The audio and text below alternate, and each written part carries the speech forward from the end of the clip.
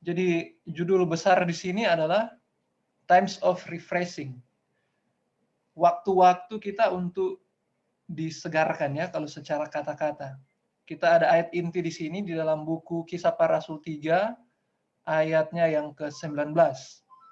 Mari kita buka Alkitab kita sama-sama di dalam buku Kisah 3. Buku Kisah 3.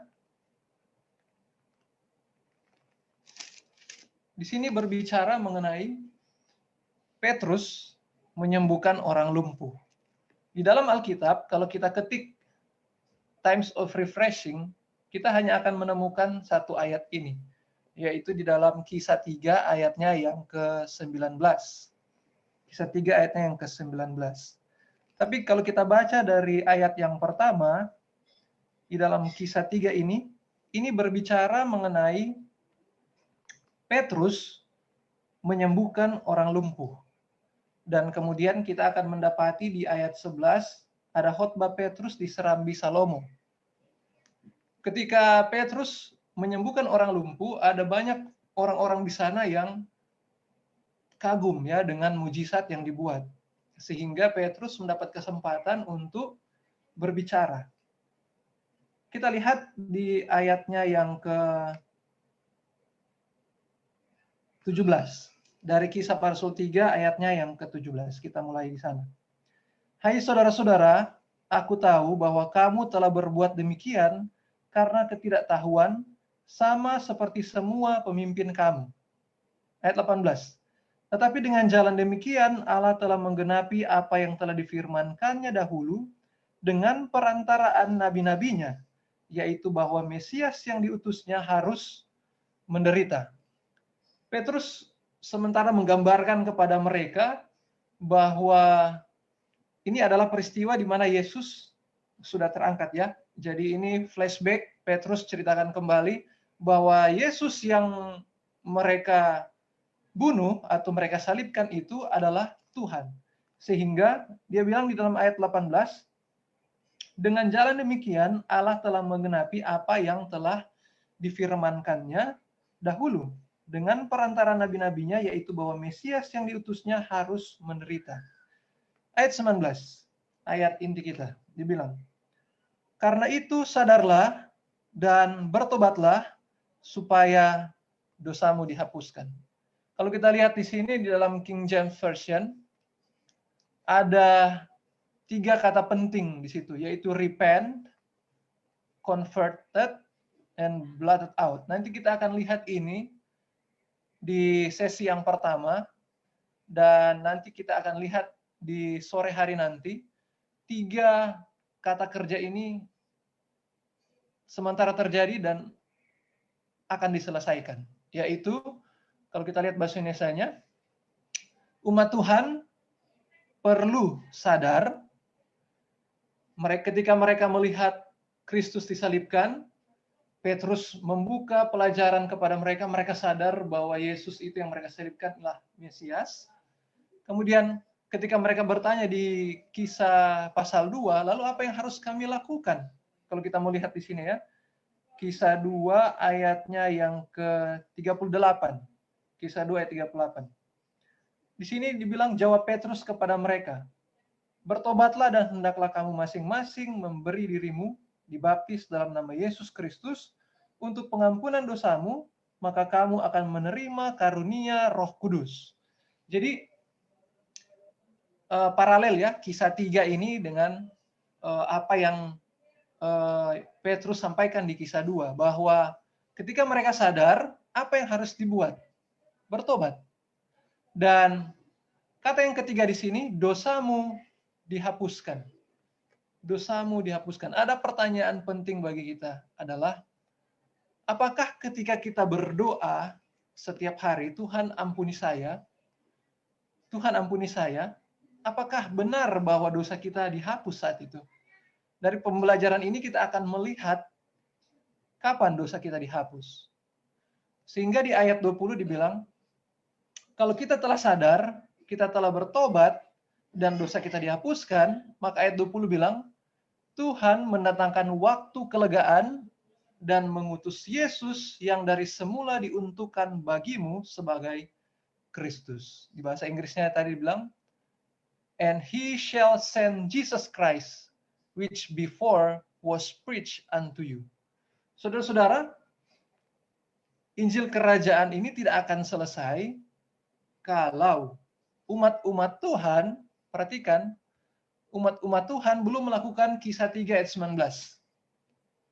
Ketika umat-umat Tuhan bisa sadar, umat-umat Tuhan bisa bertobat, dosa dihapus, Yesus selesai pekerjaannya di bilik Maha Suci, maka Tuhan datang. Kita lanjut dulu. Apa arti dari times of refreshing? Ini kita lihat dari Alkitab dan kamus ya. Yang pertama, times of refreshing, kalau kita lihat tadi di dalam King James Version, di dalam terjemahan bahasa Indonesianya adalah waktu kelegaan. Waktu kelegaan. Mari kita lihat lebih jauh. Di dalam Strong Dictionary, times, kata times di sini beda dengan time ya. Kalau time itu cuma satu waktu, tapi kalau times itu, kalau lihat di sini measure of time, atau definite time, atau seasonable time, atau period of time. Jadi sebuah jangka waktu, atau waktu tertentu, atau musim, atau periode waktu. Sementara kata refreshing di kamus yang sama artinya recovery of breath. Kita seperti bernafas panjang ya. Kalau kita sudah pusing, kalau kita penat, itu tandanya kita kurang udara, sehingga perlu bagi kita untuk menarik nafas, sehingga kita merasakan kelegaan, ya, refreshing. Menurut Thayer definition, refreshing ini juga adalah cooling down atau pendinginan ya, atau refreshing itu sendiri. Jadi, kesimpulan di awal ini dari judul kita ya, Times of Refreshing, adalah sebuah periode waktu, kita lihat yang di tengah ini, atau musim untuk disegarkan, dan ada satu kata di situ yang di sini bilang revival, atau apa itu? Dibangunkan. Jadi, saudara-saudara, kita sementara hidup di masa ini, di mana umat-umat Tuhan yang tadinya tertidur perlu disegarkan kembali dengan firman Tuhan untuk siap bekerja. Kalau ada yang mengikuti pelajaran di beberapa sahabat lalu, di 5 PM Workers atau Last Hours to Work, ada pekerja di jam 5 yang diparalelkan dengan 5 gadis bijaksana. 5 gadis bijaksana ini tidak langsung pergi ketika mendengar suara Tuhan sudah mau datang, mereka langsung bawa lampu. Tidak. Mereka harus apa? Mengisi minyak terlebih dahulu di lampu mereka, baru mereka pergi. Nah, inilah waktunya times of refreshing.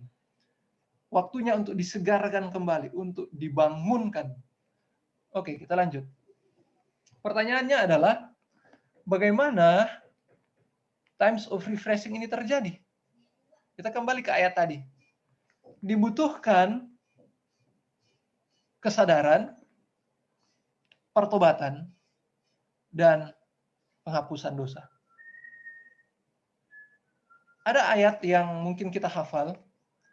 Dikatakan di Matius 11 ayat 28, dibilang, marilah kepadaku semua yang letih lesu dan berbeban berat, aku akan memberi kelegaan kepadamu.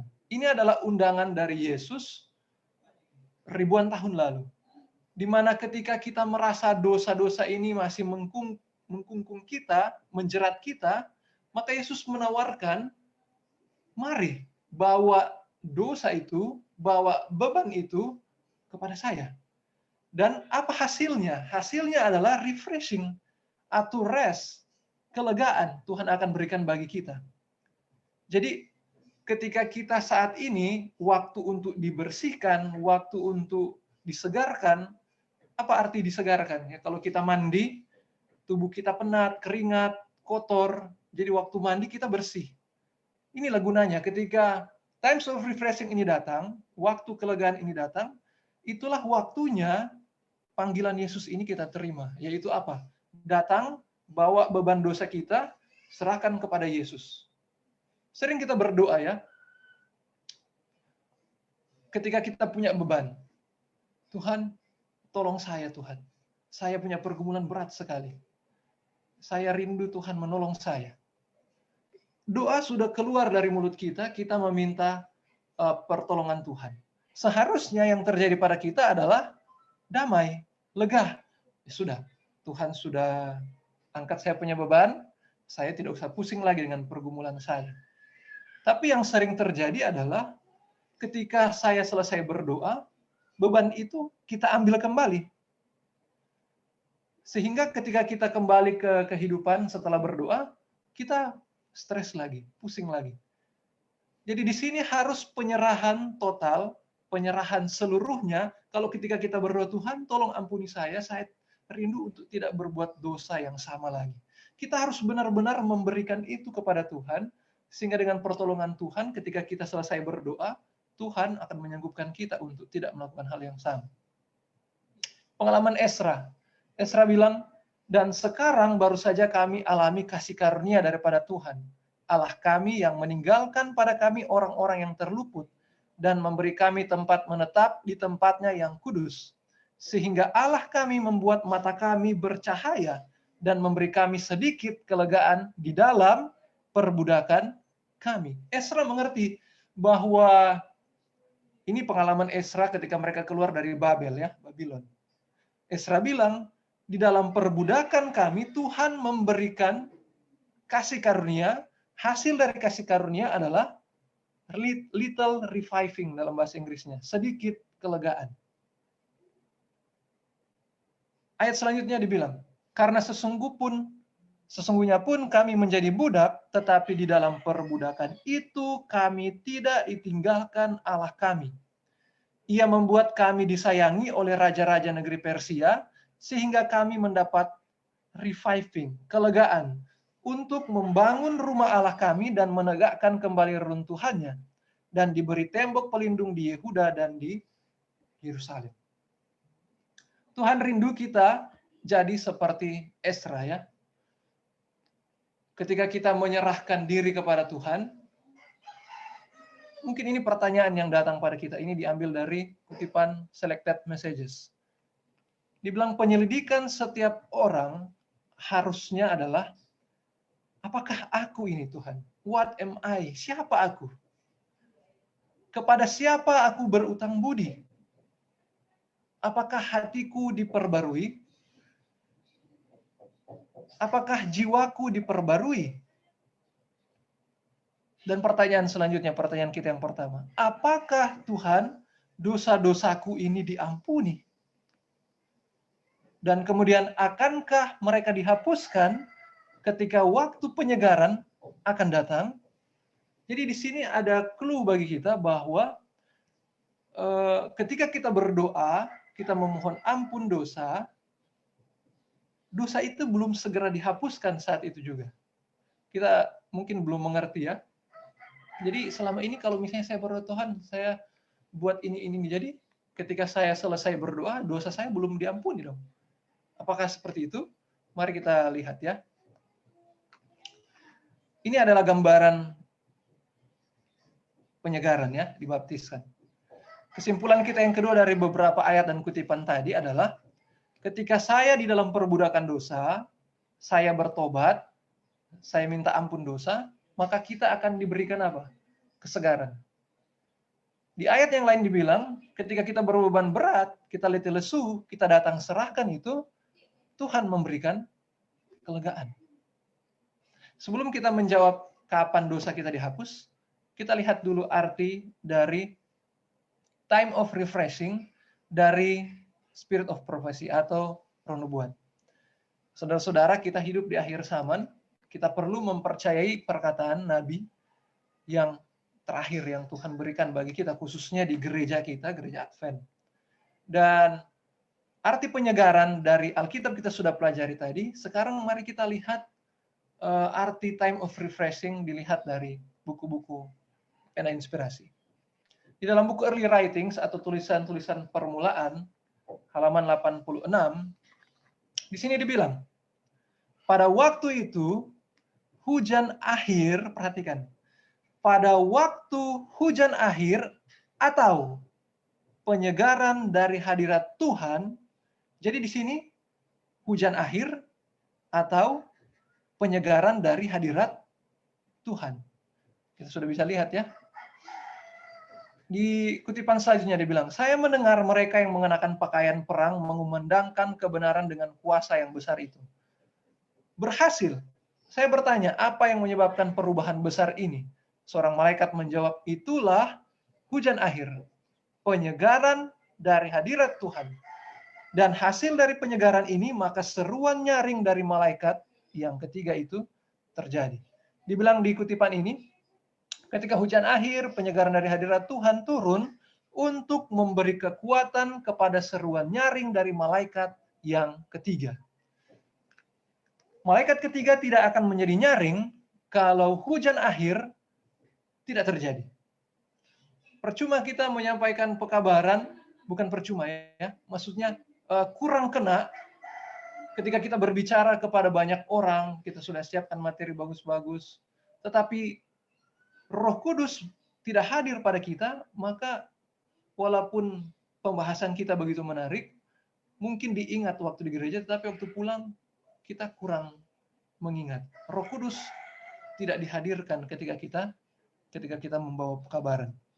Jadi dibutuhkan di sini ya dibilang hujan akhir atau latter rain atau times of refreshing sehingga pekabaran malaikat ketiga itu akan mendapat kuasanya.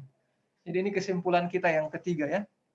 Jadi kita sekarang sementara berbicara mengenai waktu penyegaran atau waktu kelegaan, yaitu yang kita dapati dari kutipan-kutipan tadi, ternyata itu adalah hujan akhir atau times of refreshing, dan hasil dari hujan ini, maka pekabaran malaikat ketiga akan menjadi nyaring, akan menjadi kuat. Perhatikan, 5 gadis bijaksana tidak langsung pergi membawa pelita. Yang mereka lakukan haruslah mengisi minyak. Apa yang terjadi bagi 5 gadis yang bodoh yang langsung pergi? Mereka tidak menerima penyegaran dari Tuhan. Ketika bangun buka mata, mereka langsung bawa pelitanya, pergi. Apa hasilnya? Hasilnya adalah lampu mereka mati di tengah jalan. Tidak sampai kepada akhirnya. Jadi sama ya. Jadi pengisian minyak yang dibuat oleh 5 gadis bijaksana adalah sekarang. Ketika hujan akhir ini akan dicurahkan. Pertanyaan bagi kita, kapan hal ini terjadi? Kapan kita disegarkan? Mari kita lihat di sini. Di buku Peristiwa Akhir Zaman, halaman 142, dibilang di sana, dan diturunkannya kepadamu hujan. Bukan cuma satu ya, tetapi hujan pada awal dan hujan pada akhir musim. Diberikan penjelasannya. Di belahan dunia timur, hujan awal turun pada musim menabur. Perhatikan ya. Hujan terjadi pada musim menabur. Bahasa Inggrisnya ini spring. Ini penting supaya benih bisa tumbuh. Kita dilambangkan sebagai yang sementara bertumbuh. Dan hujan tidak bisa langsung hujan besar, langsung mati kita. Harus ada hujan awal ya, yang sprinkle. Kalau kita lihat pelajaran kita beberapa sahabat lalu, hujan rintik-rintik ya, sehingga benih yang kecil ini mendapat air dengan kapasitas yang cukup untuk dia sehingga dia bisa bertumbuh. Selanjutnya, di bawah pengaruh hujan yang menyuburkan itu, kecambah yang masih lunak ini akan tumbuh. Dan perhatikan kata berikutnya. Hujan akhir yang turun dekat pada akhir musim akan mematangkan gandum dan menyiapkannya untuk penyabitan. Perhatikan, kita umat-umat Tuhan dilambangkan dengan gandum di sini. Ya, berbeda dengan lalang ya. Lalang kita tahu akhirnya akan apa? Dibakar. Tetapi kita berdoa agar benar-benar kita adalah gandum di sini. Gandum ini akan siap untuk disabit ya, untuk disimpan pada lumbung ketika hujan akhir ini telah turun. Perhatikan ya, kita perlu melewati hujan akhir ini. Dan kata-kata di bawah dibilang, Tuhan menggunakan cara kerja alam ini untuk melambangkan pekerjaan Roh Kudus. Jadi itulah sebabnya kenapa di dalam buku Kebahagiaan Sejati dibilang, kalau kita mau belajar mengenai Tuhan, salah satu referensi kita untuk belajar yaitu apa? Alam. Dan tentunya firman Tuhan. Dan kalau kita belajar di alam, Yesus ketika dia masih kecil, Yesus hidup di tengah alam yang luar biasa, dan pendidikan Yesus di masa kecil ini ada di alam.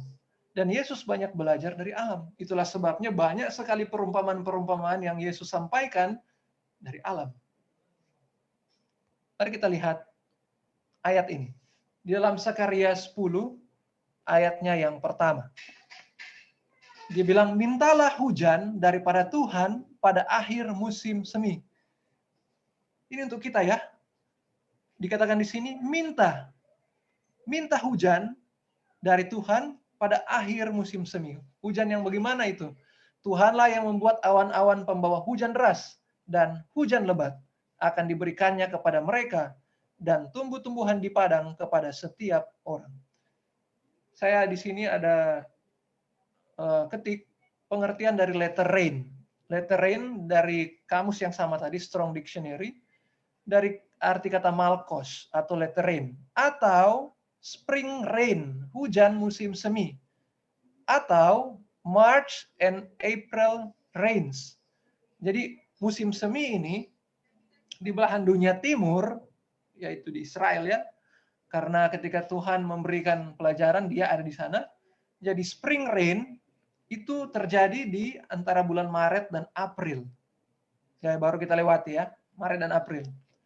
Yang akan katanya apa? Which mature the crops of Palestine, yang akan mematangkan ya sereal di sana. Oke. Di ayat yang lain dibilang, as the latter and former rain unto the earth. Hujan pada akhir musim. Jadi diulang-ulang ya di banyak ayat bahwa hujan akhir ini terjadi di akhir musim.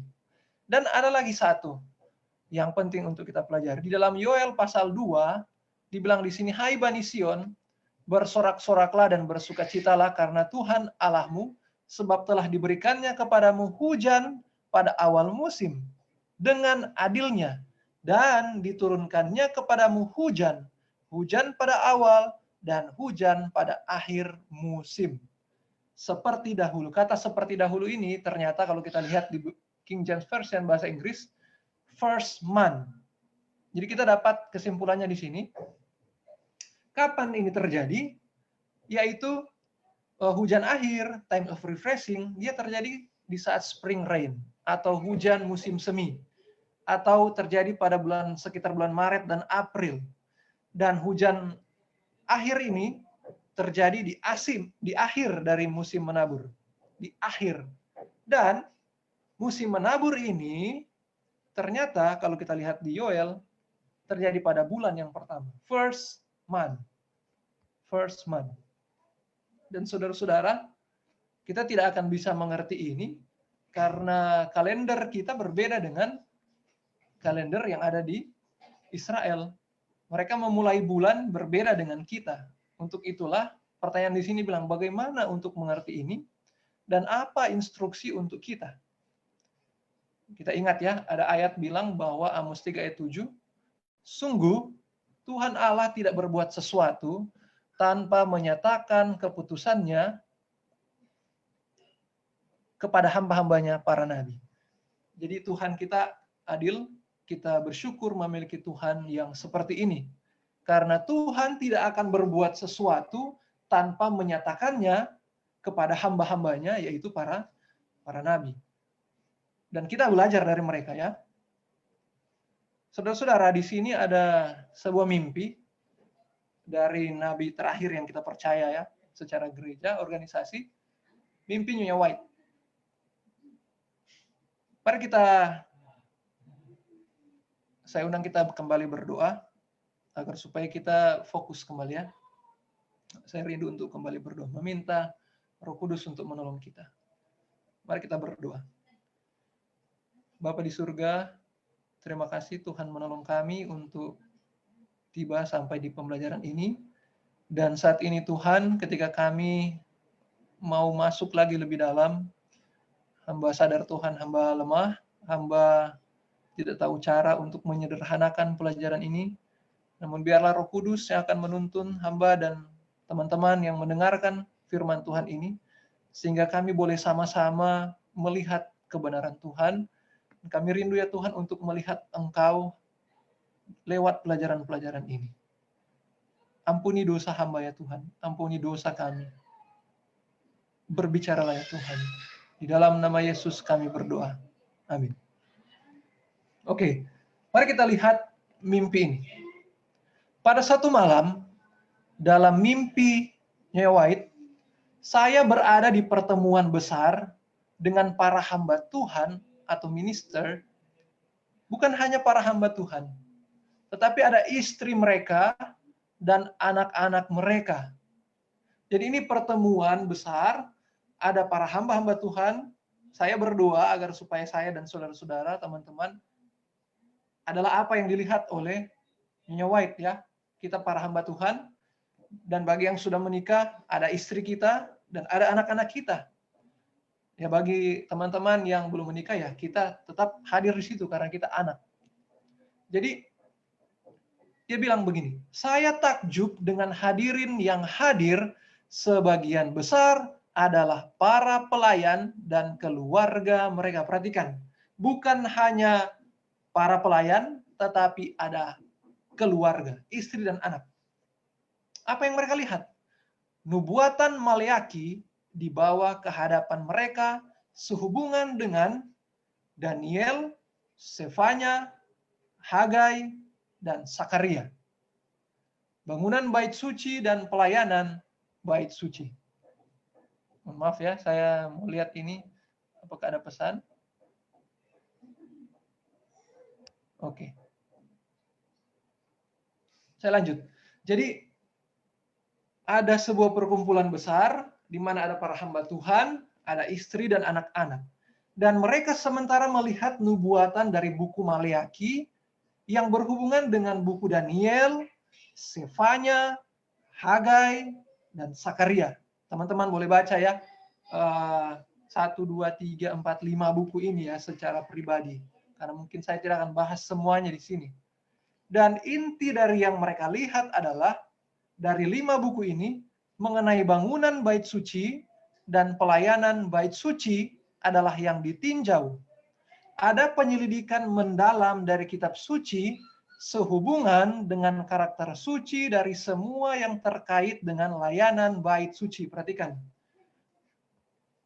Ini ditulis di tahun 1902 ya, beberapa tahun sebelum Nyonya White meninggal. Jadi setelah Nyonya White, bukan setelah, di dalam mimpi itu, setelah mereka membaca firman Tuhan dari 5 buku itu, hamba Tuhan bersama istri dan anak-anak, perhatikan kata berikut. Dibilang begini, melalui para nabi, kita ingat ya, instruksi untuk kita itu dari siapa tadi di Amos 3? Nabi. Kita baca lanjut. Melalui para nabi, Allah telah memberikan gambaran tentang, perhatikan, apa yang akan terjadi pada hari-hari terakhir sejarah bumi ini. Jadi, melalui layanan bait suci, dari buku Maleaki dan yang lain-lain, ternyata yang mereka lihat adalah apa yang akan terjadi pada hari-hari terakhir.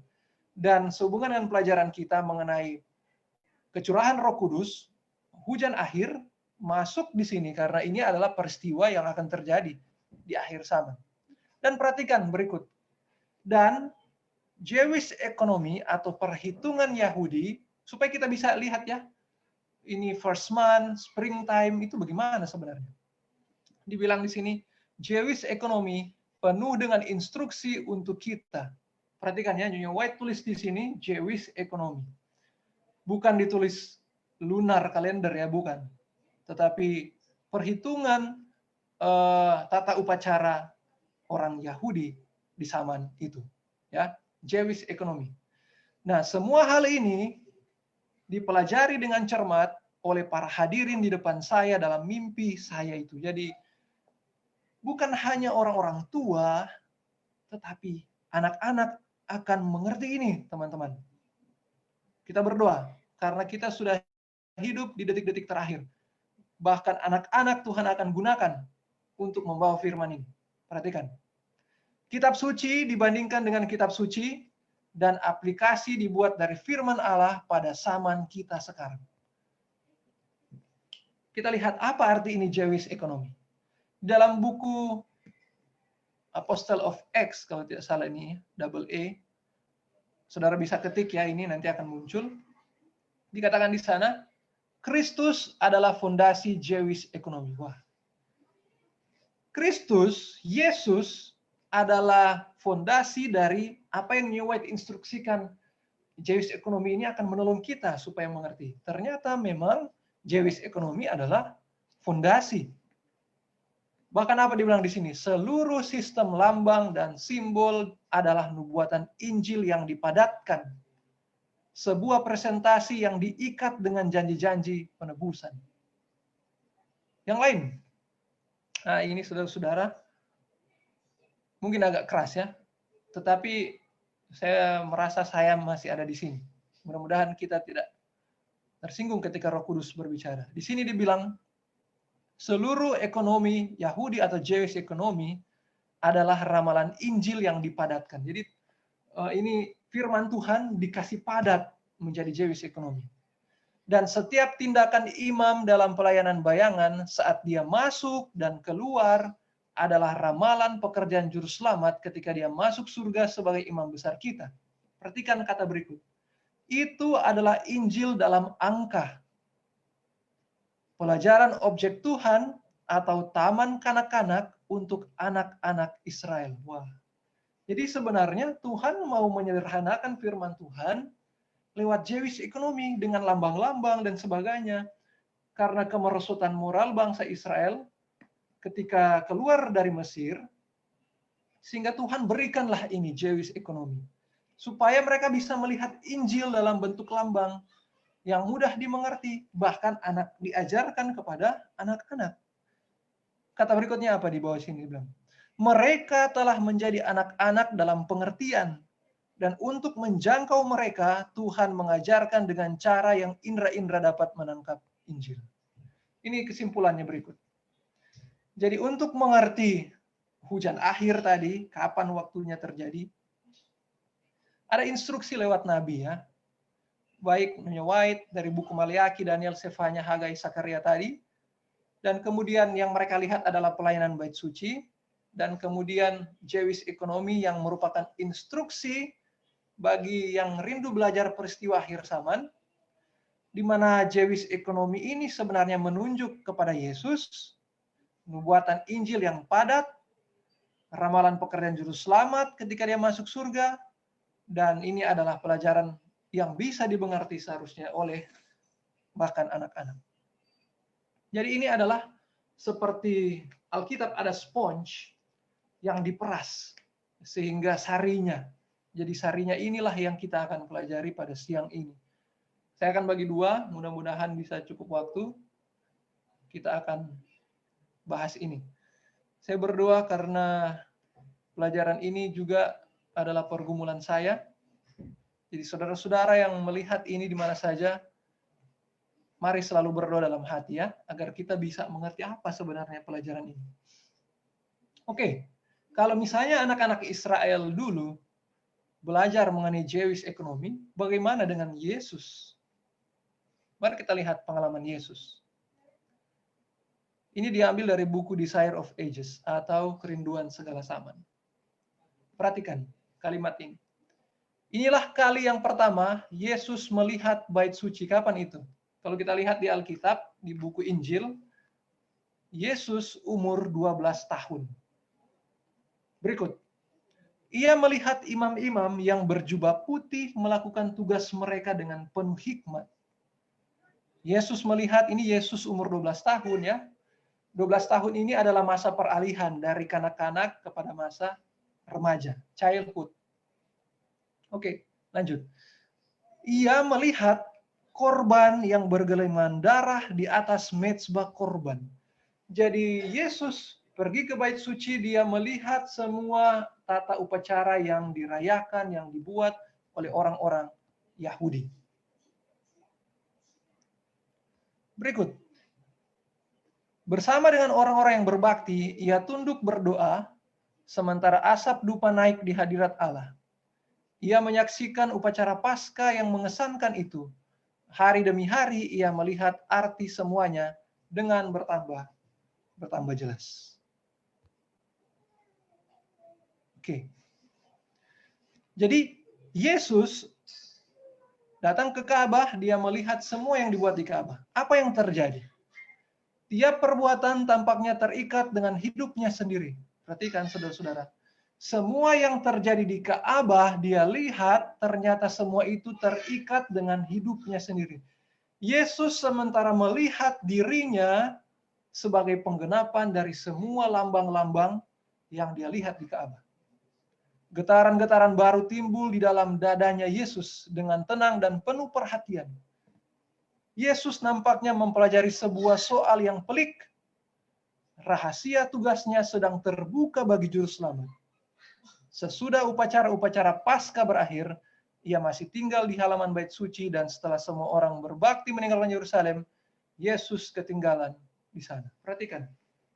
Yesus saja mengerti Injil, mengerti rahasia pekerjaannya di dunia ini ketika dia melihat bait suci.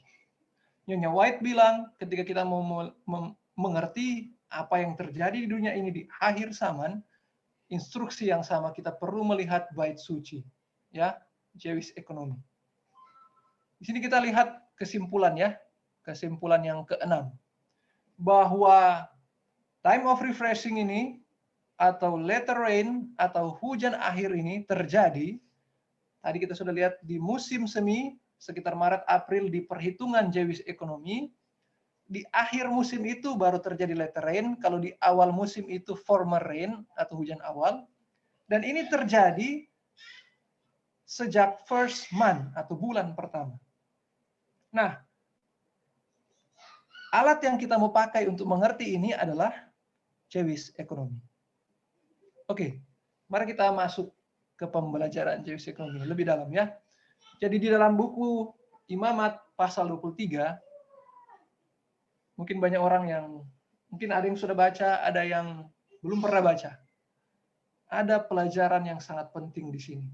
Di mana inilah, di dalam Imamat 23 ayat 4, inilah hari-hari raya yang ditetapkan Tuhan, hari-hari pertemuan kudus, yang harus kamu maklumkan masing-masing pada waktunya yang tetap. Hari-hari raya ini kalau kita baca di dalam Imamat 23 disebut juga sebagai Sabat. Jadi ini berbeda dengan Sabat mingguan, ya. Setiap hari ke-7 Sabat, setiap hari ke-7 Sabat. Beda. Ini dia adalah Sabat tahunan, ya, yang disebut dengan hari pertemuan kudus atau Holy Convocation Days. Nah, kenapa kita perlu belajar ini? Karena dari sinilah kita akan melihat, inilah Jewish economy, ya.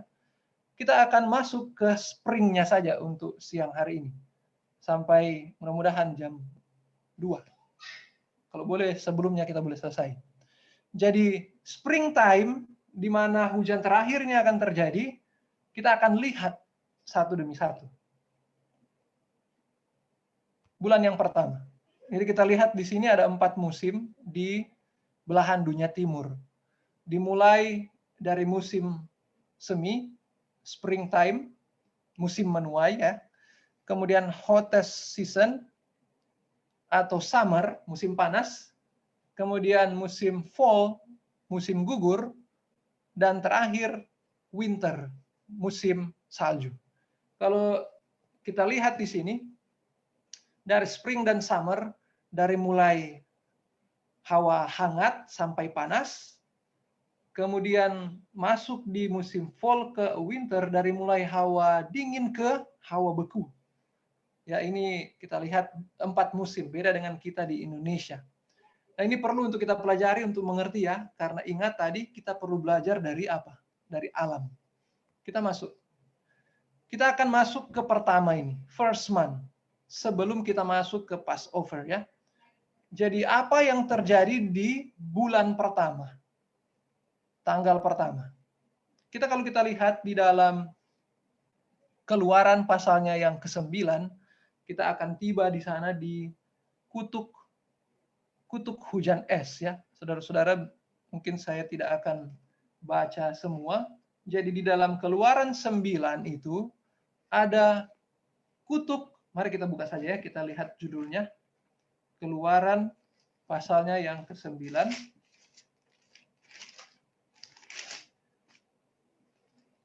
Di tulah yang ke-7. Ya, di tulah yang ke-7. Jadi tulah ke-7 di Keluaran 9 itu adalah hujan es. Perhatikan, saya mau baca di sini.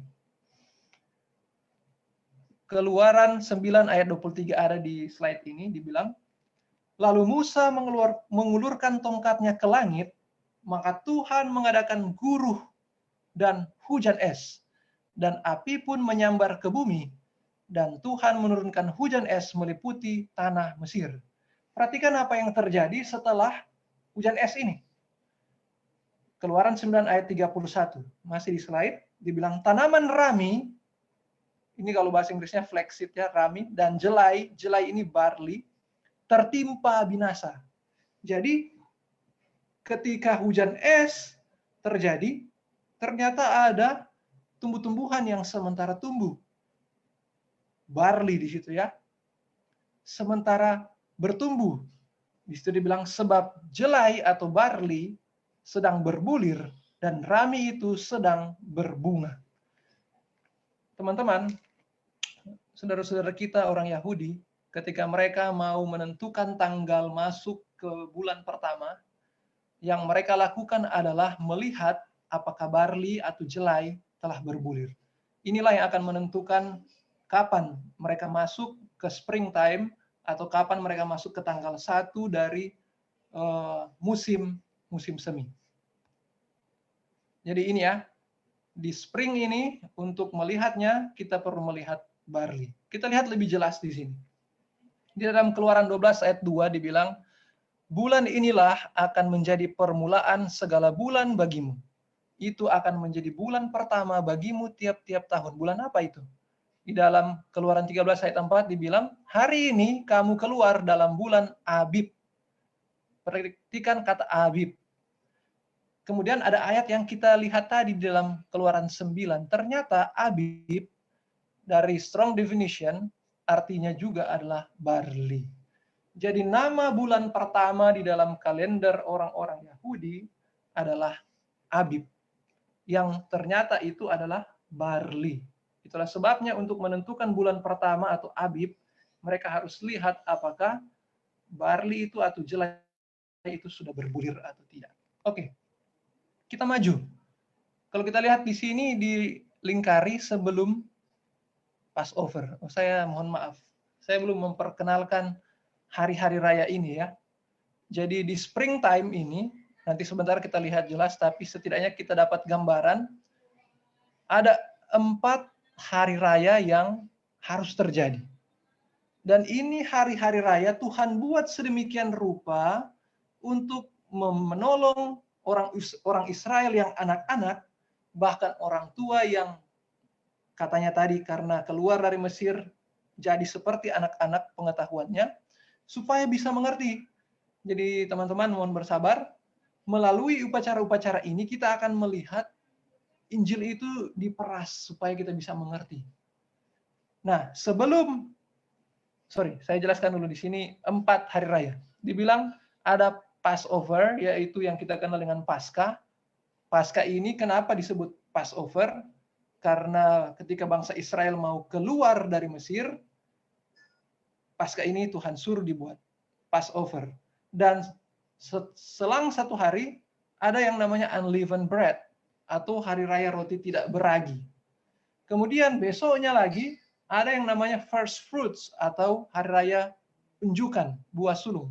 Dan 50 hari setelah itu akan ada namanya Pentecost.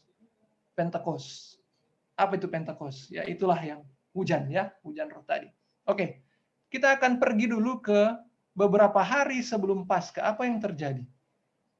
Jadi di bulan pertama pada tanggal 10, di dalam Keluaran 12 ayat 3 dibilang, katakanlah kepada segenap jemaah Israel, pada tanggal 10 bulan pertama ini, ambillah oleh masing-masing seekor anak domba.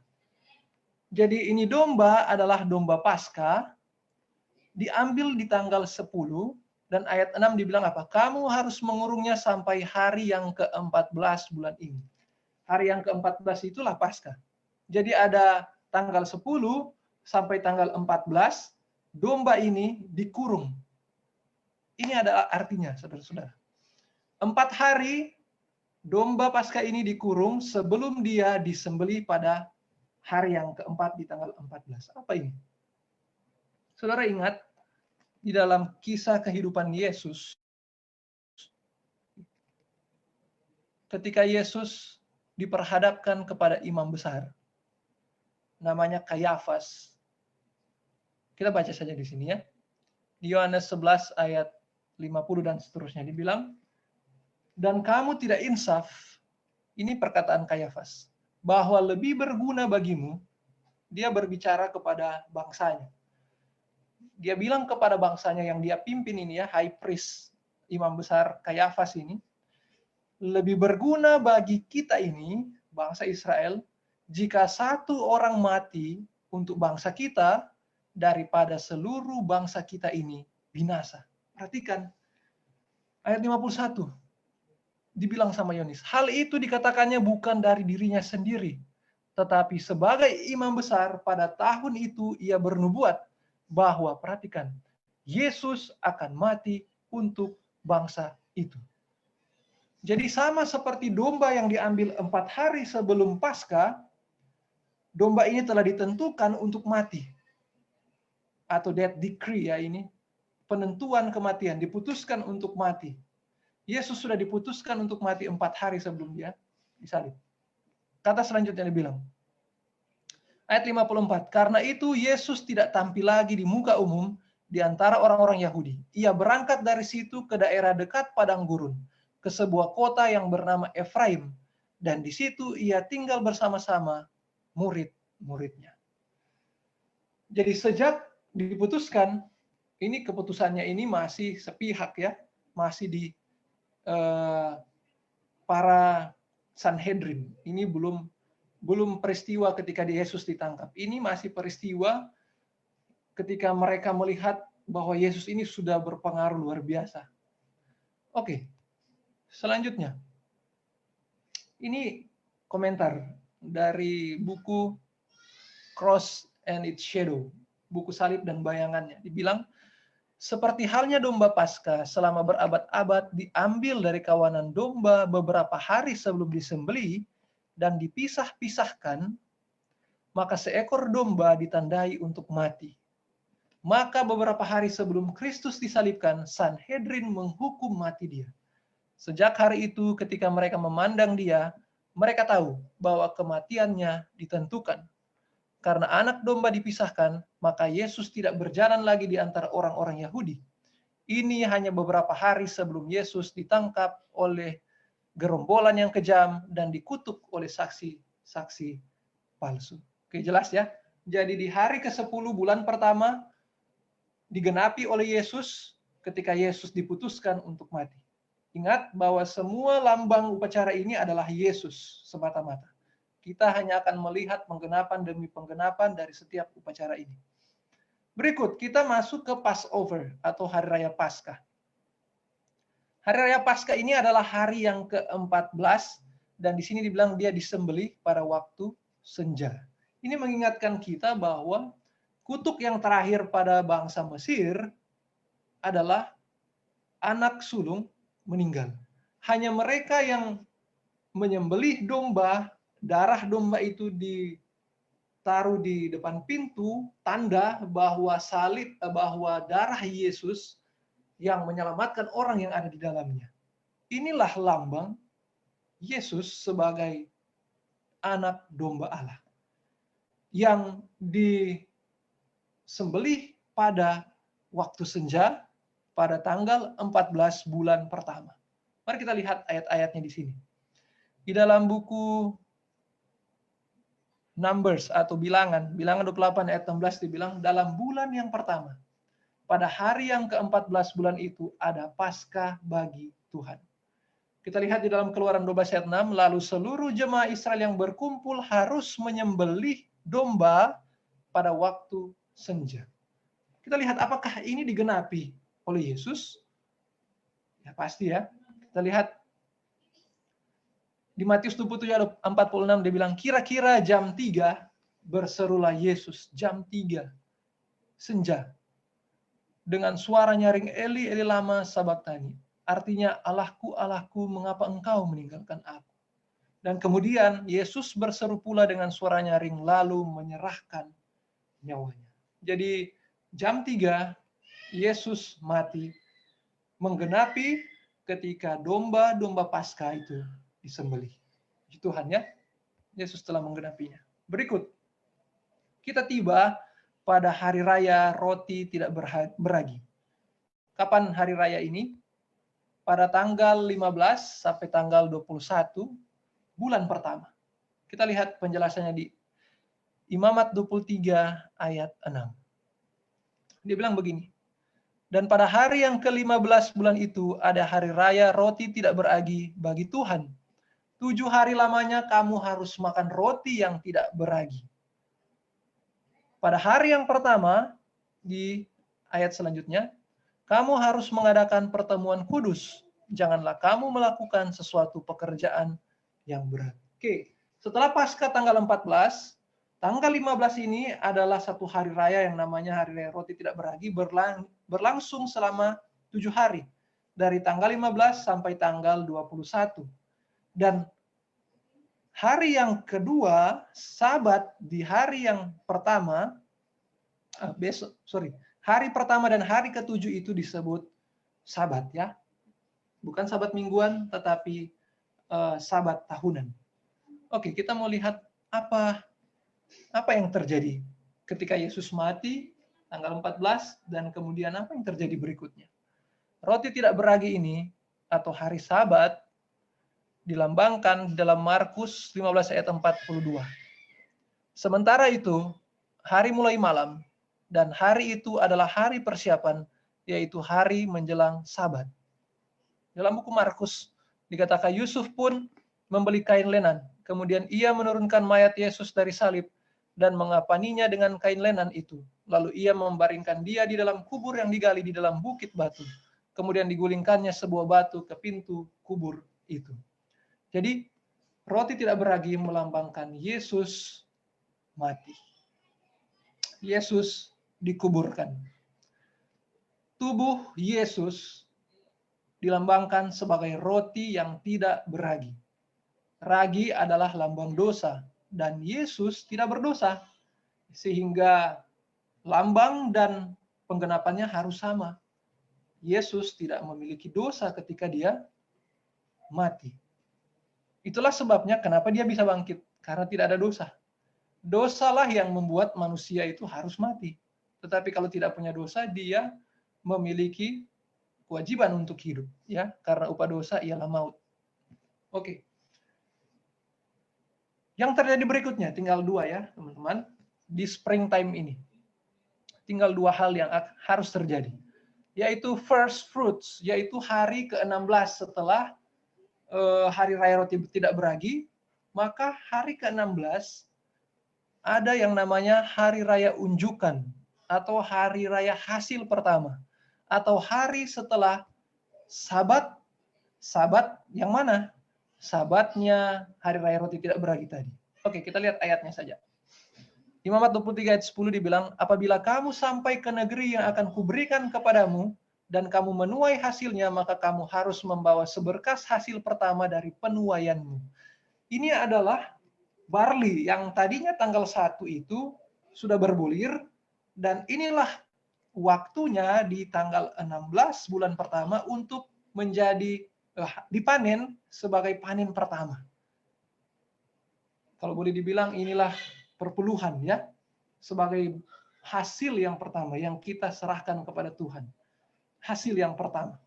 Nah, Ini penting, kenapa?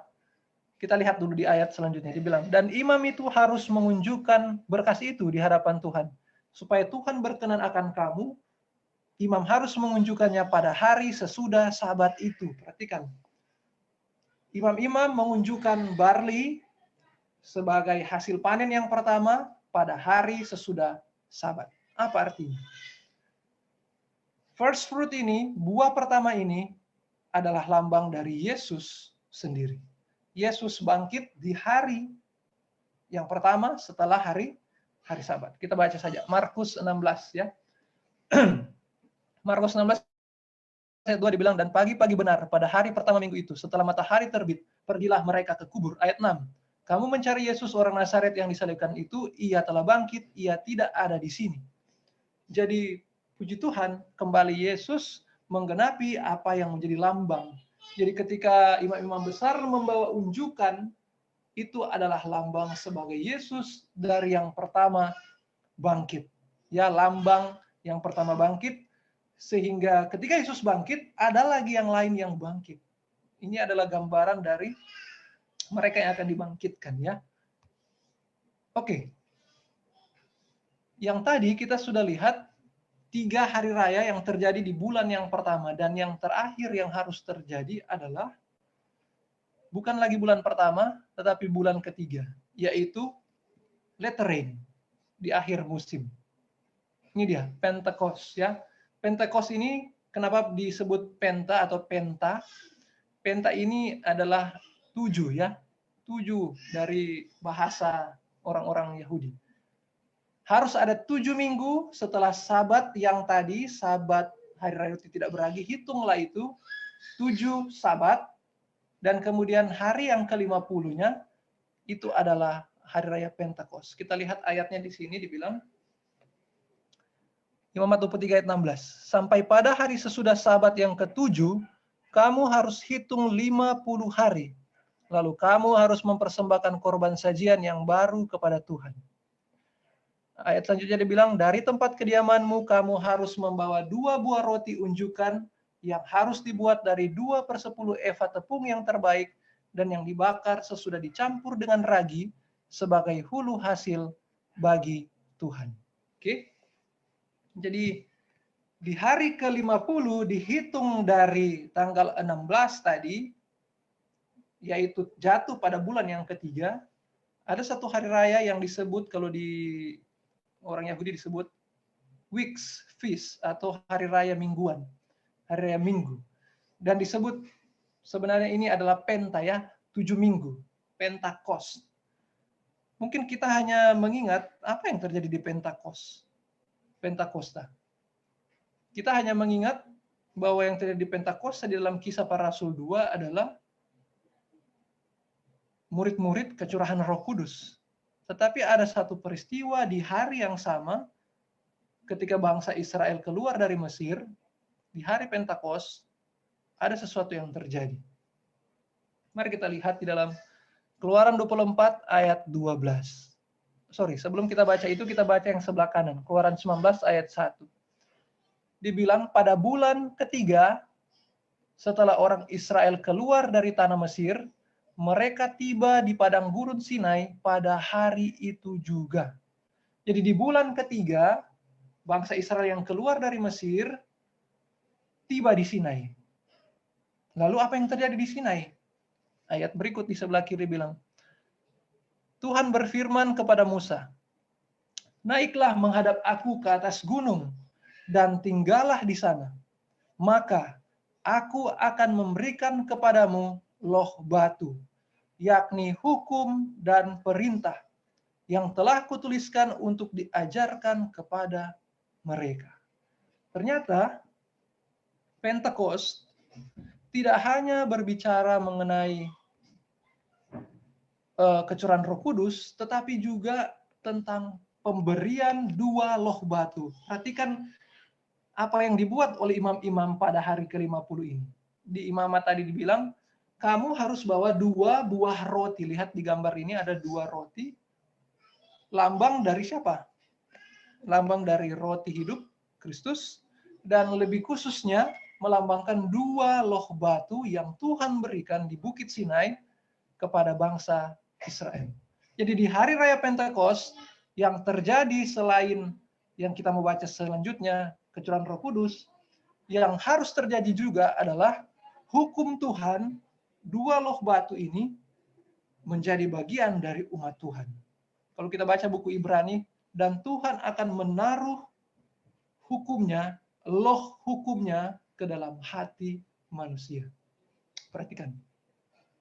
Di Pentakost, sebagaimana yang kita tahu secara umum, jatuhlah hujan api ya, pada waktu itu digambarkan dengan lidah-lidah api di dalam Kisah Para Rasul 2. Di sini dibilang ketika tiba hari Pentakosta, ini di zamannya Yesus. Tadi kita lihat di zaman Israel keluar dari Mesir.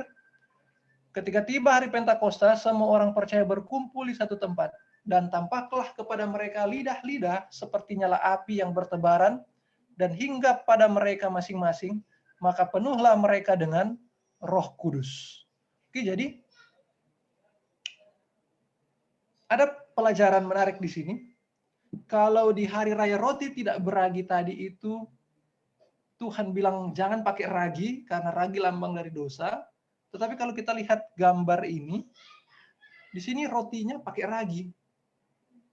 Di hari raya ke-50 roti beragi, ya. Kita akan lihat ayatnya. Sorry. Ada ayatnya di sini tadi. Di Imamat 23 ayat 17 di bagian kanan bawah dibilang di sini, dari tempat kediamanmu kamu harus membawa 2 buah roti unjukan yang harus dibuat dari 2/10 eva tepung yang terbaik dan yang dibakar sesudah apa?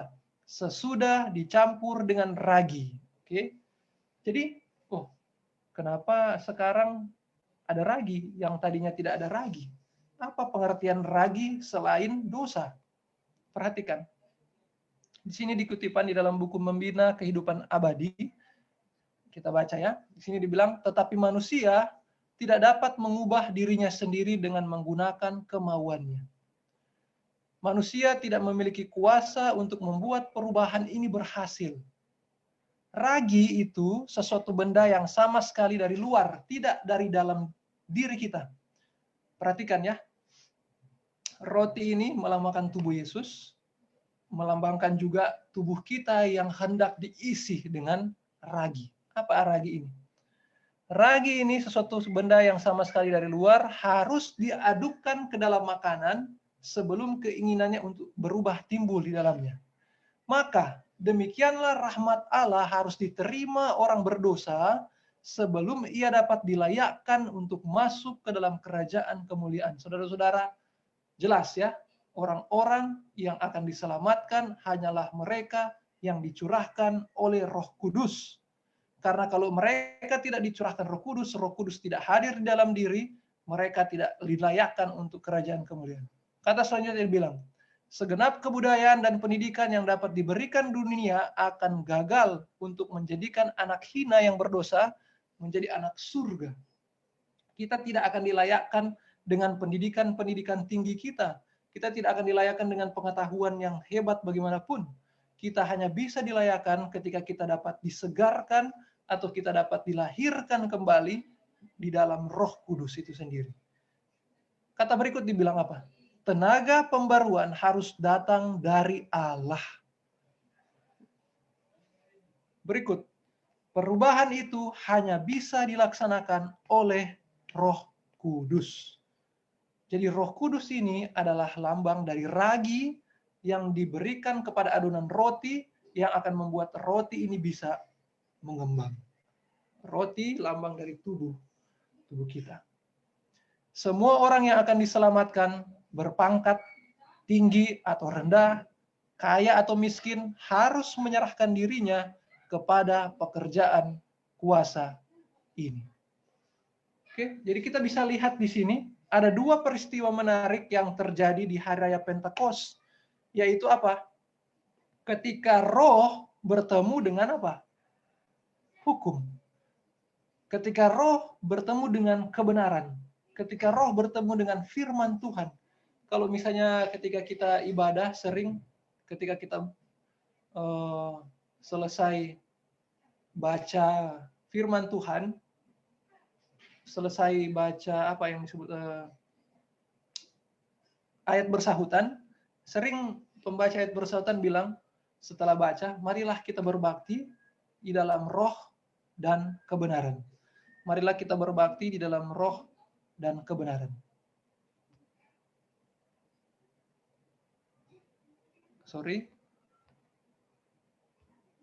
Di dalam roh dan kebenaran. Jadi di hari yang sama, Pentakost, digambarkan di bangsa Israel ketika keluar dari Mesir, Tuhan memberikan dua hukum. Tuhan memberikan kebenarannya. Dan kemudian di zaman Yesus jatuhlah apa? Roh Kudus, sehingga mix roh dan kebenaran. Begitu juga ketika 5 gadis yang bodoh dan bijaksana ketika terbangun, mereka harus mix dua hal ini di hari raya Pentakost. Bagi mereka yang bodoh, kita tidak bisa hanya memiliki kebenaran tanpa Roh Kudus. Kalau kita hanya memiliki kebenaran tanpa Roh Kudus, maka kebenaran itu akan kering, sehingga tidak lama lagi akan mati atau padam. Tetapi ketika kebenaran itu dipadukan dengan minyak atau Roh Kudus, maka itu akan membuat terang kita menyala, dan kita akan dilayakkan, dipersiapkan untuk menyambut mempelai yang sementara datang itu. Perhatikan ayat-ayat di sini bilang, Yohanes 4 ayat 23, tetapi saatnya akan datang dan sudah tiba sekarang, bahwa penyembah-penyembah yang benar akan menyembah Bapa mereka dalam roh dan kebenaran. Apa maksudnya ini? Di dalam spirit hujan akhir. Di dalam spirit mengabarkan pekabaran malaikat yang ketiga. Karena kita tahu tadi bahwa ketika Roh Kudus ini dicurahkan, maka pekabaran malaikat ketiga akan diperkuat. Kemudian ayat yang berikut dibilang, inilah dia yang telah datang dengan air dan darah, yaitu Yesus Kristus. Bukan saja dengan air, tetapi dengan air dan dengan darah. Dan rohlah yang memberi kesaksian. Karena apa katanya? Roh adalah kebenaran. Wah, luar biasa. Mereka tidak bisa dipisahkan, roh dan kebenaran. Roh adalah kebenaran. Tidak bisa dipisahkan. Inilah yang membuat perbedaan antara umat Tuhan dan tidak di akhir zaman ini. Bagi mereka yang tidak percaya dengan Roh Kudus, maka mereka bisa disebut sebagai apa? Gadis-gadis yang bodoh. Ketika kita hanya meninggikan, kita hanya bersandar kepada firman Tuhan, kita sudah rasa kita tahu semuanya, kita sudah rasa kita paling pintar, tapi kita tidak dituntun oleh Roh Kudus, maka kita akan segera redup. Kita akan segera mati kebenaran itu. Kebenaran itu tidak akan hidup sampai Tuhan datang kalau Roh Kudus tidak menjadi bagian kita. Yoel bilang apa, saudara-saudara? Minta Roh Kudus itu. Oke, sebelum kita ke kesimpulan dari Springtime, beberapa sahabat lalu, teman-teman, cara untuk kita meminta Roh Kudus itu adalah, saya pernah katakan, seperti janda. Janda itu minta kepada hakim untuk berulang-ulang kali sampai hakim yang jahat ini akhirnya menyerah dan mengurus perkaranya. Teman-teman, saya mau kembali himbau pada saat ini. Ketika saya dan saudara, jikalau kita rindu agar supaya Roh Kudus bisa hadir dalam kehidupan kita, kita tidak bisa hanya meminta Roh Kudus pada saat mau baca firman Tuhan saja. Kita tidak bisa meminta Roh Kudus hanya ketika kita berdoa jam 7 pagi, jam 7 malam, worship pagi, worship malam. Pada saat kita makan, pada saat kita minum, kita harus meminta Roh Kudus. Kenapa Roh Kudus tidak diberikan? Oleh karena tidak ada kesungguh-sungguhan hati dari manusia. Kita belum sadar, kita belum bertobat. Oleh karena kita belum merasa Roh Kudus itu penting di dalam kehidupan kita. Ketika seseorang disadarkan, ketika kita mendapat penyegaran, maka kita tahu bahwa kita perlu untuk dimandikan dari Roh Kudus. Mari kita lihat kesimpulan dari Springtime ini ya. Kesimpulan Springtime ini, kalau teman-teman lihat di sebuah garis ini, pada tanggal pertama itu ada hujan es yang mengawali springtime. Kemudian tanggal 10 kita lihat di situ Yesus ditentukan untuk mati. Kemudian tanggal 14 Paskah itu melambangkan Yesus disalib, dia disembelih pada sore hari. Kemudian unleavened bread itu roti tidak beragi melambangkan Yesus itu roti tidak beragi, tubuh yang tidak berdosa. Dan kemudian tanggal 16 Yesus bangkit sebagai buah sulung yang pertama melambangkan yang pertama dibangkitkan. Dan kemudian Pentakosta itu melambangkan Roh Kudus dan firman Tuhan. Kita harus terima bersama-sama, bukan hanya firman, tapi harus ada Roh Kudus yang menuntun kita. Sehingga coba kita lihat di kutipan ini sebenarnya adalah kesimpulan dari springtime ini. Domba yang disembelih, roti tidak beragi, setumpuk buah sulung mewakili juru selamat. Teman-teman, ini sebenarnya apa, teman-teman? Kalau kita lihat, Yesus disalib, Yesus mati, Yesus bangkit, Roh Kudus diberikan. Apa artinya ini bagi kehidupan kita? Kita juga perlu untuk melalui proses-proses yang sama dengan Yesus. Untuk kita bisa dicurahkan Roh Kudus di Pentakosta, maka kita perlu untuk apa? Perlu untuk mematikan kesombongan kita. Inti dari kabar malaikat ketiga adalah mengubur kesombongan manusia ke dalam debu tanah. Ini adalah pekerjaan Kristus, bukan pekerjaan kita. Bukan kita yang akan membunuh kesombongan kita sendiri, tetapi Kristus yang akan mengubur kesombongan kita ke dalam debu tanah.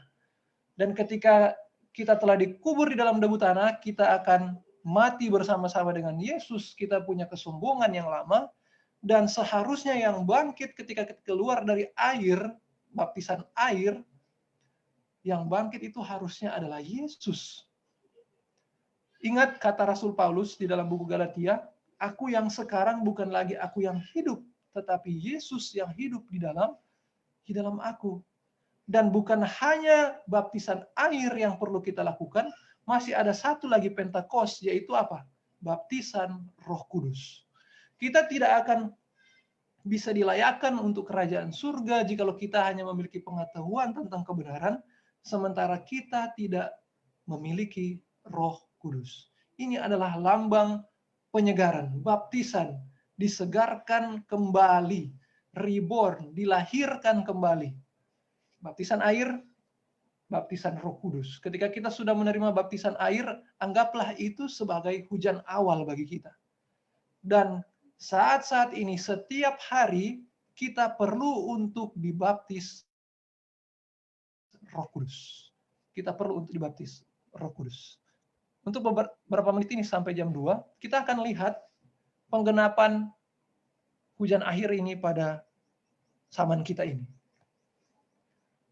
Saya berharap kita masih terus berdoa di dalam hati agar supaya Roh Kudus menuntun kita. Mari kita lihat di dalam buku Peristiwa Akhir Zaman dibilang, pencurahan roh pada zaman rasul-rasul itu adalah hujan awal. Secara waktu ya. Dan hasilnya gilang gemilang. 3.000 orang dibaptis dalam sehari. Luar biasa, puji Tuhan. Tetapi lihat, hujan akhir akan lebih berlimpah lagi. Apakah saudara sudah melihat itu sekarang? Mungkin di beberapa tempat sudah ya. Saudara-saudara kita di beberapa negara. Kalau kita lihat secara fisik, puluhan ribu dibaptis.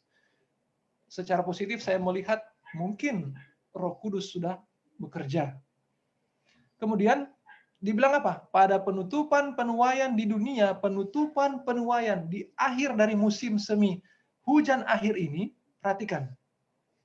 Suatu anugerah rohani yang diberikan secara khusus dijanjikan guna menyiapkan gereja bagi kedatangan anak manusia. Perhatikan teman-teman.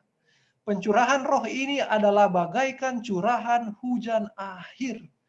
Jadi kita jangan dulu cepat-cepat pergi ke peristiwa yang lain, peristiwa penganiayaan, peristiwa masa kesukaran awal, masa kesukaran besar. Kita tidak akan bisa melangkah ke sana kalau, perhatikan, kalau anugerah rohani ini belum diberikan kepada gereja, kepada saya dan saudara-saudara. Dan inilah yang disebut dengan curahan hujan akhir. Perhatikan, di dalam buku Testimonis jilid 5 dibilang, kita harus tekun berdoa untuk kecurahan Roh Kudus. Sebagaimana murid-murid itu berdoa pada hari Pentakosta. Perhatikan, kalau mereka membutuhkannya pada waktu itu, maka kita lebih membutuhkannya lagi sekarang ini.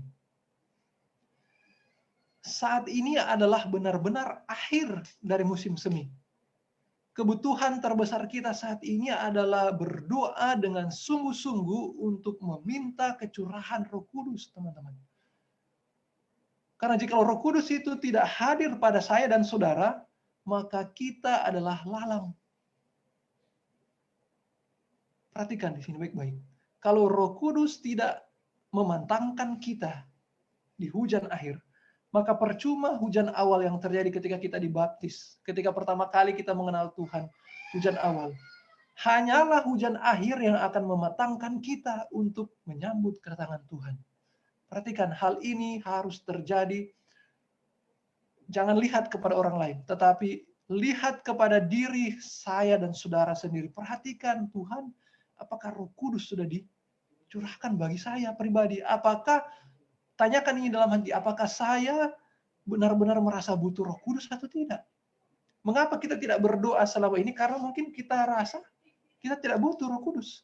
Kita rasa kita ini sudah layak. Kita rasa kita sudah cukup layak untuk selamat. Kita sama seperti 10 gadis yang tertidur. Ketika bangun, saya banyak tahu. Saya tidak perlu minyak. Saya mau sampaikan pekabaran firman ini ke dunia. Tetapi banyak sekali juru kabar Tuhan yang melupakan Roh Kudus. Mereka pergi tanpa Tuhan. Mereka membawa nama Tuhan, pelajaran beberapa sahabat lalu, mereka berseru-seru demi nama Tuhan, tetapi mereka tidak melakukan pekerjaannya Tuhan. Mereka melakukan pekerjaan diri mereka sendiri. Saudara-saudara, kita rindu agar supaya kita bukan 5 gadis bodoh yang ketika mengetuk pintu Tuhan bilang, aku tidak mengenal engkau. Kenapa? Karena tidak ada kehidupan bersama-sama dengan Yesus melalui pengalaman hidup yang dicurahkan oleh Roh Kudus. Kita masuk ke kutipan berikut. Dibilang, kecurahan Roh Kudus ke atas jemaat dinantikan pada masa mendatang. Perhatikan, tetapi adalah kesempatan bagi jemaat untuk mendapatkannya sekarang, hari ini. Saya berdoa agar supaya apa yang dimimpikan oleh Nyonya White ketika dia melihat para hamba Tuhan, istri mereka, anak mereka, ketika mereka membuka firman, melihat Jewish ekonomi, melihat peristiwa-peristiwa yang terjadi di Ka'bah, yang merupakan Injil yang dipadatkan, ketika itu terjadi, maka Roh Kudus diberikan bagi kita. Perhatikan kata berikut. Carilah itu, doakanlah itu, percayalah akan hal itu, teman-teman. Perhatikan tadi ya, yang saya bilang, ada orang yang berdoa, Tuhan tolong saya dalam pergumulan saya. Tuhan ampuni saya. Tetapi ketika kita selesai berdoa, kita mengambil kembali apa yang kita berikan kepada Tuhan. Itu adalah ketidakpercayaan kita kepada Tuhan. Seharusnya yang terjadi ketika kita selesai berdoa, pergumulan apapun itu, masalah besar apapun itu, selesai. Damai yang akan kita terima. Dan begitu juga ketika saudara dan saya meminta dengan iman, meminta dengan sungguh-sungguh, meminta dengan tekun, bukan hanya 1 kali, 2 kali, kita minta dengan sungguh-sungguh seperti janda, karena janda itu butuh untuk diselesaikan perkaranya. Begitu juga dengan kita, kalau kita merasa butuh Roh Kudus, maka kita akan meminta itu terus sampai diberikan. Saudara ingat Yakub. Ketika Yakub merasa butuh untuk diberkati oleh Tuhan, dia merasa berdosa, dia merasa tidak layak. Yakub berdoa dan dia bilang, Tuhan, saya tidak akan melepaskan engkau sampai engkau memberkati aku. Inilah yang harus kita sampaikan kepada Tuhan. Tuhan, saya tidak akan berhenti berdoa sampai Tuhan mencurahkan Roh Kudus itu hari ini, saat ini kepada saya. Dikatakan di sini apa? Percayalah akan hal itu. Kita harus memilikinya. Dan ini janji Tuhan. Dan surga sedang menunggu untuk menganugerahkannya. Sudah siap mau diberikan kepada kita, tetapi banyak dari kita umat Tuhan yang tidak meminta sungguh-sungguh. Banyak dari kita, mungkin saya juga, selama ini berdoa jam 7, berdoa pagi, berdoa ketika baca, tetapi sering doa-doa kita ketika kita, Tuhan, saya butuh Roh Kudus, kirimlah Roh Kudus-Mu, menjadi formalitas di mulut kita. Menjadi kata-kata yang terulang-ulang yang hanya biasa keluar dari mulut. Tetapi saudara-saudara harus berdoa dari hati. Kita sadar dengan doa kita. Kita sadar bahwa kita butuh Roh Kudus. Kita sadar bahwa Tuhan, kalau Tuhan tidak berikan Roh Kudus kepada saya, mungkin orang lain yang akan diberikan. Teman-teman, orang-orang muda di Jemaat Tikala, ataupun orang tua, ataupun anak-anak, siapapun yang melihat pelajaran ini, kebutuhan terbesar saat ini bagi saya dan saudara secara gereja, secara umat Tuhan, secara pribadi, adalah Roh Kudus dicurahkan. Bagaimana caranya? Jangan tunggu-tunggu.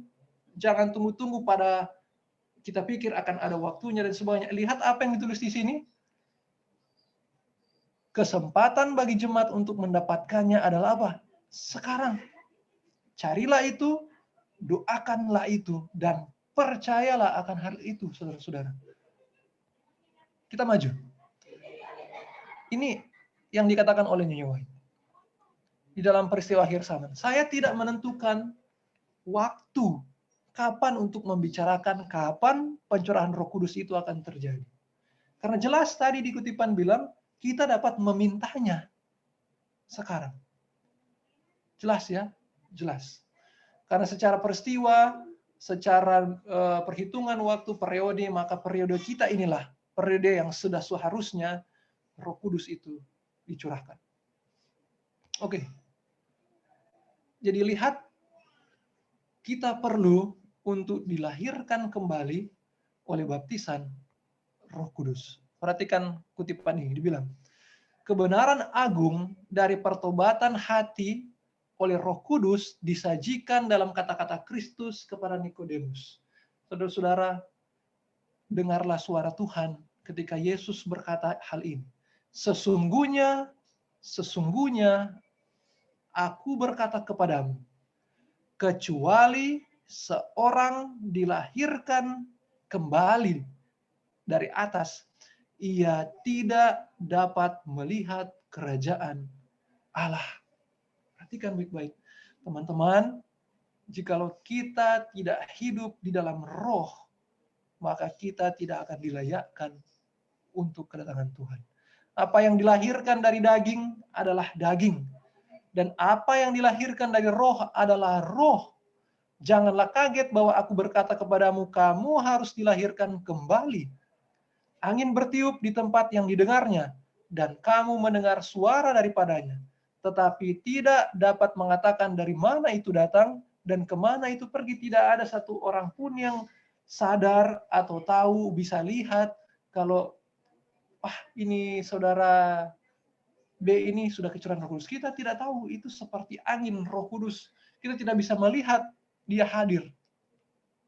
Tetapi katanya di sini,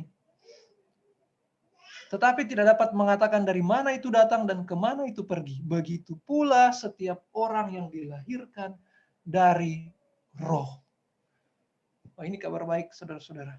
Karena ada banyak ayat dibilang, sebab semua yang dilahirkan dari Allah itu mengalahkan dunia. Dan ada ayat juga bilang bahwa semua yang dilahirkan oleh roh tidak lagi melakukan dosa. Ini adalah janji yang indah, teman-teman.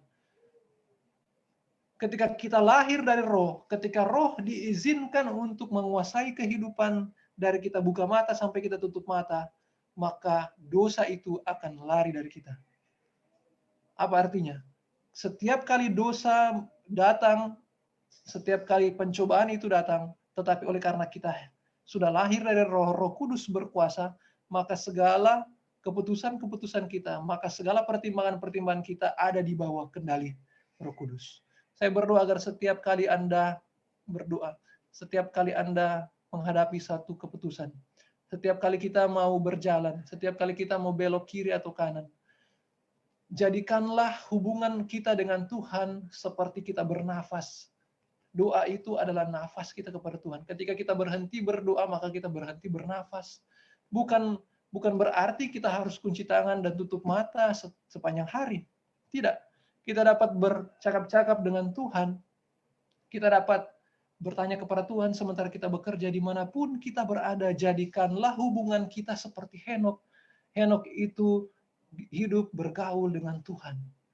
Dan itulah sebabnya Henokh tidak lagi layak hidup di dunia, sehingga dia harus diangkat hidup-hidup. Kenapa? Karena dia hidup bersama-sama dengan Allah. Ini adalah gambaran bagi kita yang rindu untuk hidup seperti Henokh, lahir dari Roh, lahir kembali dengan Roh Kudus.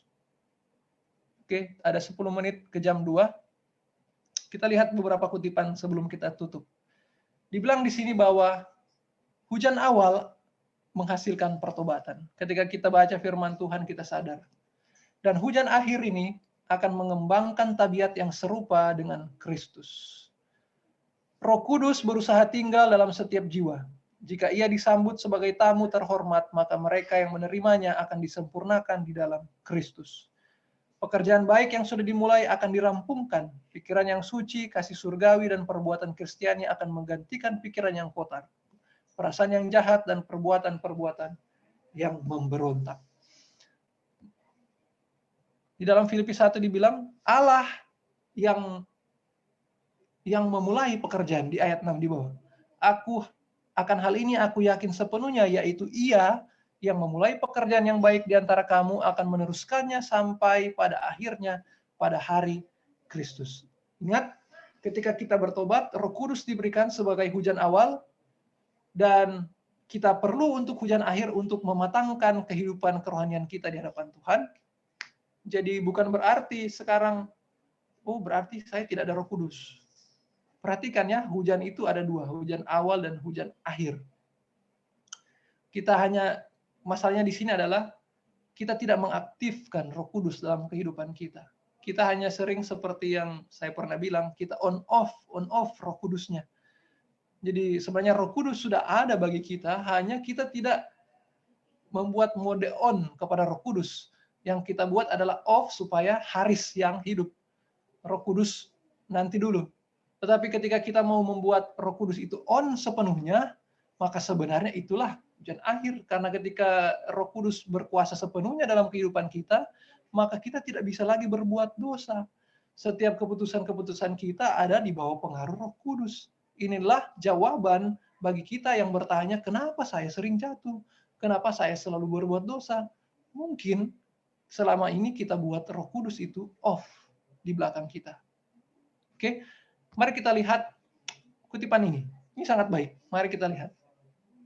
Acara-acara pertemuan gereja, seperti acara perkemahan, kebaktian-kebaktian jemaat, semua kesempatan di mana terdapat usaha penarikan jiwa secara perorangan, seperti juga yang kita buat saat ini lewat Zoom atau FB, semua usaha ini adalah kesempatan-kesempatan yang ditentukan oleh Allah untuk, pertama, mencurahkan hujan awal bagi mereka yang baru sekarang melihat pelajaran atau kebenaran.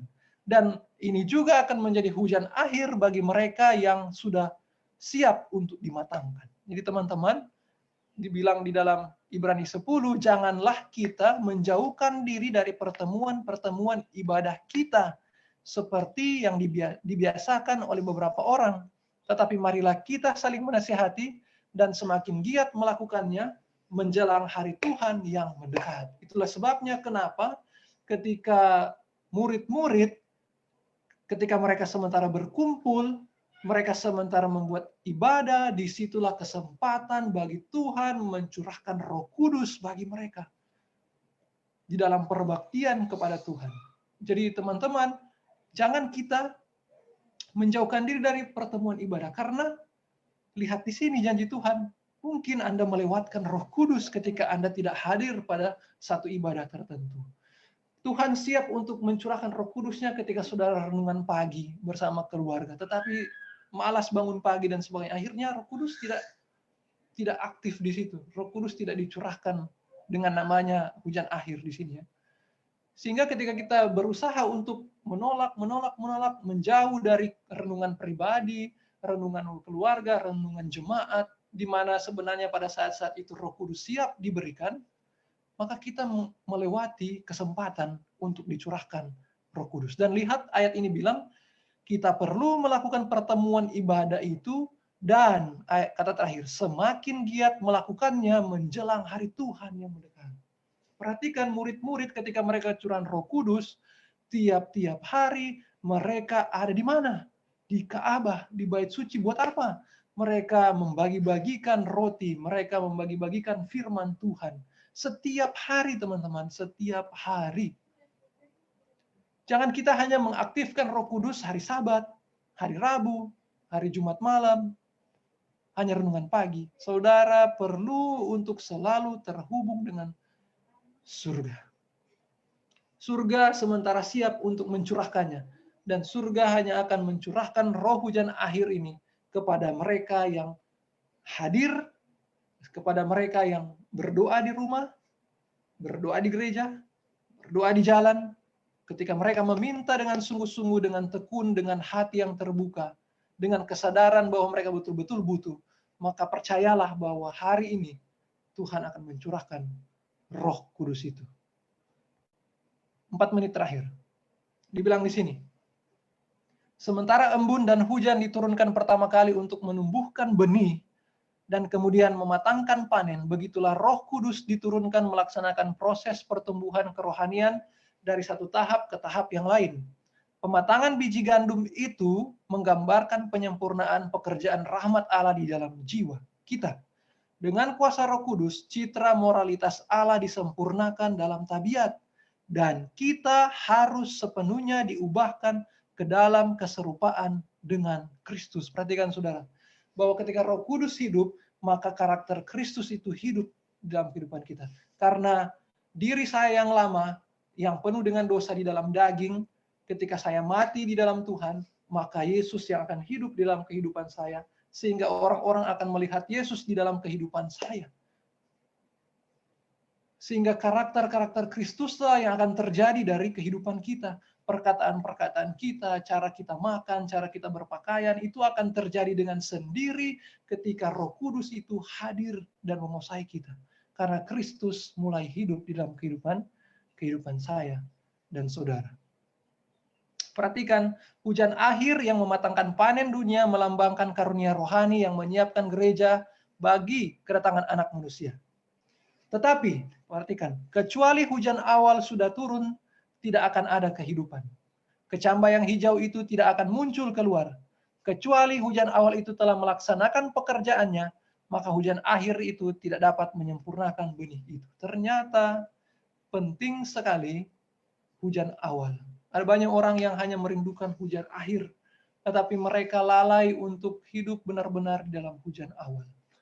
Kenapa saudara-saudara? Perhatikan kalimat ini. Saya melihat tidak ada orang yang kebagian penyegaran atau kecurahan Roh Kudus kecuali mereka, perhatikan, memperoleh kemenangan atas setiap kemalangan, kesombongan, mementingkan diri, cinta akan dunia, dan atas setiap perkataan dan perbuatan yang salah. Karena itu kita harus kian dekat dan semakin dekat kepada Tuhan. Dan dengan sungguh-sungguh mengusahakan persiapan yang perlu guna menyanggupkan kita bertahan dalam peperangan di hari Tuhan itu. Ketika saya dan saudara telah mengerti kebenaran di hujan awal dan lalai di dalam menghidupkan kebenaran, ini sama saja ya dengan pelajaran yang lalu. Kalau kita gagal untuk menghidupkan kebenaran yang kita terima di hujan awal, maka kita tidak bisa bermimpi untuk dicurahkan hujan yang akhir. Jikalau hal-hal kecil tidak bisa dipercayakan kepada kita, bagaimana mungkin Tuhan akan memberikan hal yang besar bagi kita? Kalau hujan awal tidak kita pertanggungjawabkan, kita tidak bertumbuh, kita tidak mau bertumbuh dengan hujan awal, maka kita tidak akan bisa menerima hujan akhir. Perhatikan kata ini dibilang, pencurahan besar-besaran Roh Allah itu yang menerangi seluruh dunia dengan kemuliaannya tidak akan tiba sampai kita memiliki satu umat yang telah diterangi, yang melalui pengalaman mengetahui apa artinya menjadi pekerja-pekerja bersama Allah. Saudara-saudara, dasar dari kita melayani, kita ingat pelajaran lalu, yaitu kasih. Jikalau bukan karena kasih yang mendorong kita untuk melayani di gereja, jikalau bukan karena kasih yang mendorong kita untuk melakukan kebaktian, KKR, untuk melakukan pekerjaan misioneri dan sebagainya, maka kita katanya seperti gong yang bergemerincing, yang walaupun kita mati syahid, itu semua adalah sia-sia. Kasih harus menjadi dasar dari setiap pertumbuhan kita. Kasih harus menjadi dasar dari setiap pelayanan kita. Dan beberapa kutipan terakhir, saudara-saudara, sebelum saya tutup, pertanyaan ini perlu dijawab untuk mengakhiri pelajaran kita. Dikatakan, apakah ada yang tidak kecurahan Roh Kudus? Sebenarnya kita sudah bisa jawab. Ya, ada. Kalau kita umat Tuhan tidak minta, kalau umat Tuhan tidak sungguh-sungguh, tidak rasa butuh, pasti kita tidak akan dicurahkan. Namun biarlah lewat kutipan-kutipan ini kita akan mengerti. Dikatakan di sini, telah ditunjukkan kepada saya bahwa jika umat Allah tidak berusaha mengerjakan bagian mereka, tetapi menunggu penyegaran itu datang ke atas mereka dan menghapus kesalahan-kesalahan mereka serta memperbaiki kehilafan-kehilafan mereka, kalau mereka bergantung kepada hal itu untuk membersihkan mereka dari kecemaran tubuh dan roh, serta melayakan mereka untuk ikut ambil bagian dalam seruan nyaring malaikat yang ketiga, maka mereka akan kedapatan ringan. Apa yang terjadi kepada Raja Belsasar ketika dia hanya sibuk mengurus dirinya, buat pesta, makan, minum, pesta pora, dan sebagainya? Tuhan menulis di dinding kerajaannya, Mene Mene Tekel Ufarsin. Engkau kedapatan apa? Ringan. Engkau kedapatan ringan. Saudara-saudara, mari kita buka mata. Kita perlu bangun saat ini. Jangan kita terlena dengan apa yang sementara terjadi di dunia. Atau mungkin ada yang sebaliknya, ketakutan dengan apa yang terjadi. Dan lupa bahwa yang harus kita buat saat ini adalah meminta Roh Kudus. Karena ketika Roh Kudus tidak diberikan bagi kita, maka kita akan kedapatan ringan. Apa yang dikatakan di sini? Apakah kita mengharapkan agar gereja seluruhnya dibangunkan? Waktu seperti itu tidak akan pernah tiba. Saudara-saudara, ini menyakitkan. Ini menyakitkan. Karena dikatakan di sini, kalau semua umat Tuhan, kita berharap semua umat Tuhan bisa dibangunkan. Maka pena inspirasi mengatakan, Tuhan mengatakan lewat nabinya, bahwa waktu seperti itu tidak akan pernah tiba. Akan ada di antara saudara-saudara kita umat-umat Tuhan yang tidak kecurahan Roh Kudus. Kenapa? Karena mereka tidak minta. Dikatakan apa di sini? Ada orang-orang di dalam jemaat yang tidak bertobat dan yang tidak akan bersatu dalam doa yang tekun dan terus-menerus. Perhatikan, doa yang tekun terus-menerus.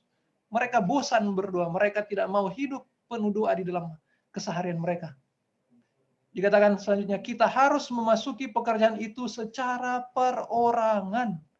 Perhatikan baik-baik. Saya tidak bisa menyelamatkan istri saya. Hubungan saya dengan Tuhan tidak bisa saya transfer kepada istri saya atau anak saya.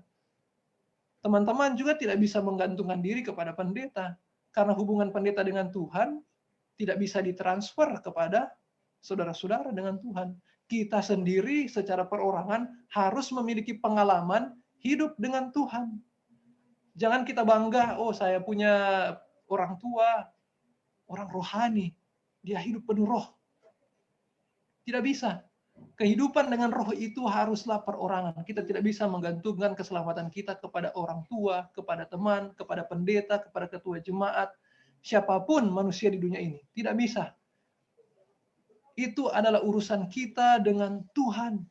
Teman-teman, secara perorangan, secara pribadi. Minta secara pribadi. Dikatakan, dibilang di sini apa? Kita harus lebih banyak berdoa dan lebih sedikit berbicara. Harus lebih banyak berdoa ketika ada kesempatan yang Tuhan mau berikan untuk bicara, barulah kita bicara. Jangan kita karena merasa diri yakin, merasa diri hebat, kita mau terus untuk bicara. Kita mau terus untuk menyampaikan kebenaran. Baik ya, motivasinya bagus. Tetapi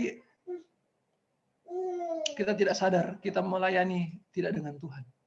Kita tidak minta Roh Kudus untuk menuntun ketika saya mau bicara. Saudara-saudara, ketika pelajaran ini dibuat,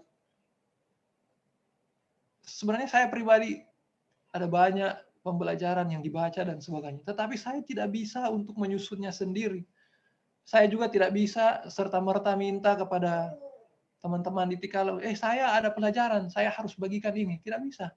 Kita harus berdoa kepada Tuhan. Kalau Tuhan izinkan kita untuk berbicara, maka kita perlu berbicara, Tuhan, apa yang saya mau sampaikan? Dan Roh Kudus akan menuntun saya dan teman-teman. Tidak perlu ragu, kita bukan orang-orang yang harus berpendidikan, yang harus tamat S1, S2, S3 untuk menyampaikan pekabaran ini. Akan ada tiba suatu masa di mana laptop, HP ini tidak ada. Akan ada masa di mana Alkitab tidak bisa kita pegang. Kenapa? Karena ketika masa itu, loh hukum itu, firman Tuhan itu telah Tuhan berikan di hati kita masing-masing.